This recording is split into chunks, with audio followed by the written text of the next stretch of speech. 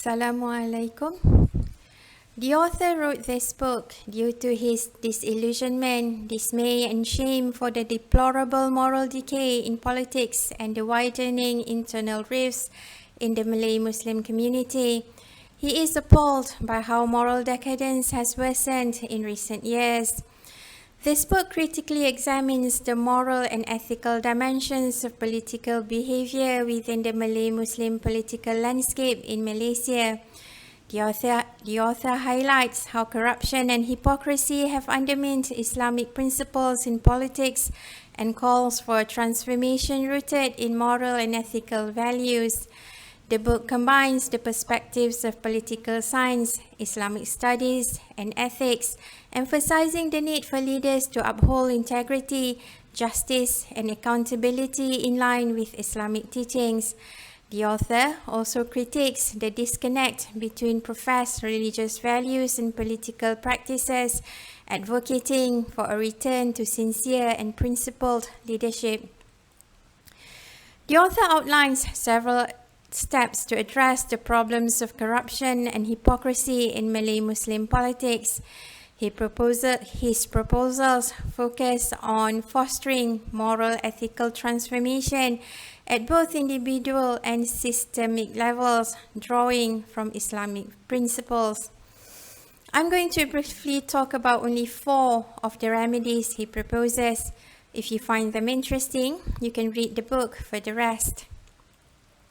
First, strengthen moral and ethical education.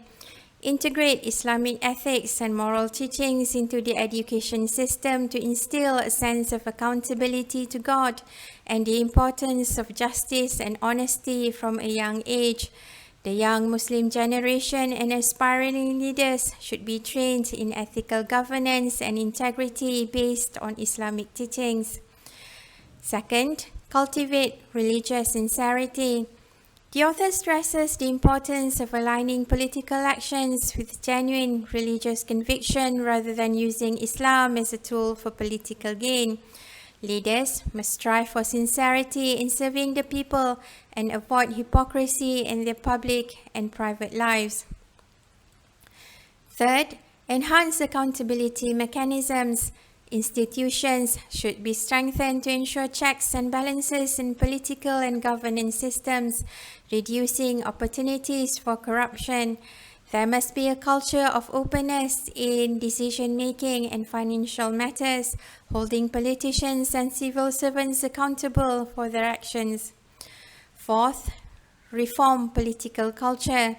Malay Muslims should move away from divisive and personality-driven politics that prioritize loyalty to individuals or parties over adherence to principles and values.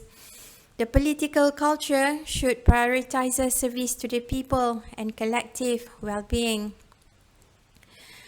I wasn't sure what to expect when I started reading this book, but I was hooked within a few pages. The author states his concerns clearly, and the remedies he proposes are practical and doable.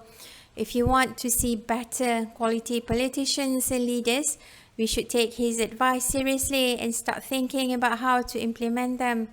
What he is proposing is not about reforming current politicians, but focuses on cultivating the next generation of young leaders and future politicians. This book is definitely worth reading. You can get it using the links below.